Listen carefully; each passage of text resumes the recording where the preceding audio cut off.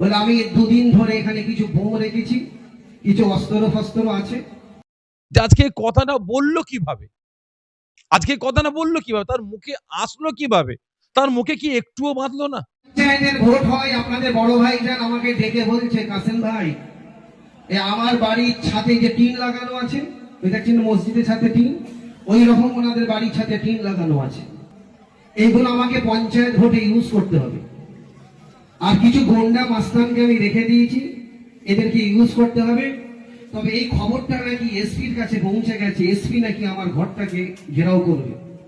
ভাই কালকে পঞ্চায়েত ভোট, তুমি সকালবেলা এসে আমার গেটের কাছে একটু দাঁড়িয়ে থাকবে।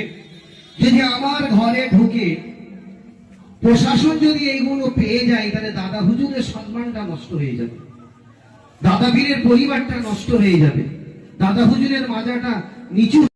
ছি ছি ছি ছি ছি ছি ছি ছি ছি ছি ছি। লজ্জা করা দরকার, লজ্জা করা দরকার। সব থেকে বড় জিনিস হচ্ছে রাজনীতি 5 বছর, কিন্তু ভাই ভাই সম্পর্ক, চাচা ভাইপো সম্পর্ক, ফ্যামিলির সম্পর্ক, পাড়াপড়শির সম্পর্ক সারা জীবন।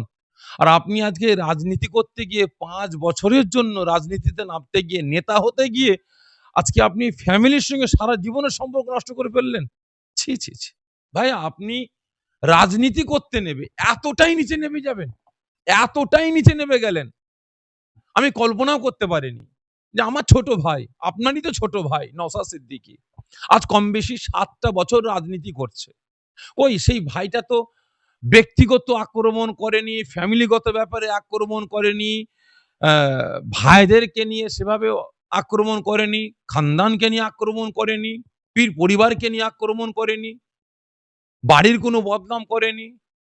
আর আজকে আপনি রাজনীতি করছেন, করেন না, কিন্তু আজকে যে ভিডিওটা দেখলাম, যে আপনি প্রকাশ্যে বলছেন যে ফুরফুরা শরীফে পঞ্চায়েতকে কেন্দ্র করে সেখানে আব্বাস সিদ্দিকীর বাড়িতে বোম রাখা হয়েছে, অস্ত্র রাখা হয়েছে, এবং সেখানে আপনি এবং আমার নাম, আমি সাফিরি সিদ্দিকী, আপনি আমার নামটা উল্লেখ করে বলেছেন যে আমি আর সাফিরি সিদ্দিকী আমার ভাই দুজনে মিলে সেখানে আমরা গার্ড করেছি, পুলিশকে ঢুকতে দিইনি। আজকে আমি বক্তব্য রাখতে রাখতে নিজের রাজনীতি ফায়দার জন্য আজকে আপনি আপনার বাড়ির বদনাম করলেন। আব্বাস সিদ্দিকীর বাড়ির বদনাম মানে সাফিরি সিদ্দিকীর বাড়ির বদনাম, সাফিরি সিদ্দিকীর বাড়ির বদনাম মানে আপনার বাড়ির বদনাম, আপনার বাড়ির বদনাম মানে আমার বদনাম, আর আমাদের বদনাম মানে দাদা পীরের খানদানের বদনাম, দাদা পীরের বদনাম। আজকে আপনি রাজনীতি করতে করতে কোথায় নামছেন? বিগত দিন আপনার বক্তব্য আমি শুনছিলাম, মানুষ আমাকে বলে, আমি বললাম অসুবিধা নেই, নতুন রাস্তায় নেমেছে, এখন কি করবে, রাজনীতি জীবনে করেননি, এই নতুন রাজনীতি করতে নেমেছেন, এটা বেফাস বলে ফেলেছেন, না ভাইজান আগুনে ঝাঁপ দেবে। আজ বলেছে তা কি হয়েছে, ভালোবাসে বলে বলেছে, এটা বলেছে ওটা বলেছে, আপনি নানা রকম কথাবার্তা বলছেন, মন্তব্য করছেন, আমি সেটা কিছু বলিনি। কিন্তু আজকে আপনি যে কথাটা বললেন আমার নাম ধরে, আপনি সারাসার মিথ্যা কথা বললেন, সারাসার মিথ্যা কথা বললেন। আমি আপনার এই কথার উপরে আমি প্রতিবাদ করছি, আমি কন্ডেম করছি, আমি ধিক্কার জানাচ্ছি। অবিলম্বে আপনি এই কথাটাকে উদ্ধ করুন, অবিলম্বে আপনি এই কথাটাকে উদ্ধ করুন। আপনি আমার নাম কেন নিয়েছেন? কোথায় আপনি আমাকে বলেছেন যে আব্বাস সিদ্দিকীর বাড়িতে চলো আমরা দুজন মিলে দাঁড়াই, গার্ড করি, অ্যাডিশনাল এসপি কে ঢুকতে দেবো না?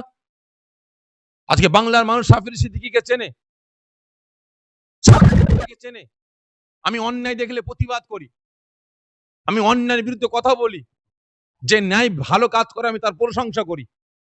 আজকে আব্বাস নওশাদ যদি উল্টো পাল্টা কাজ করে আমি তাদের বিরুদ্ধে কথা বলবো, তাদের বিরুদ্ধে আমি প্রতিবাদ করব। কিন্তু আজকে আপনি যে কথাটা বললেন, আমার দাদা পীরের মানে পরিবারকে, ফ্যামিলিকে আপনি ছোট করলেন, শুধু আব্বাস নয়, আজকে আপনি এটা বললেন, সাধারণ মানুষ কি ভাবছে যে পীর সাহেবরা বাড়িতে বাড়িতে পিস্তল রাখে, বোম রাখে, অস্ত্র রাখে, আর পীর সাহেবরাই সেখানে গিয়ে পাহারা দেয়। এটাই তো আম পাবলিক বুঝবে।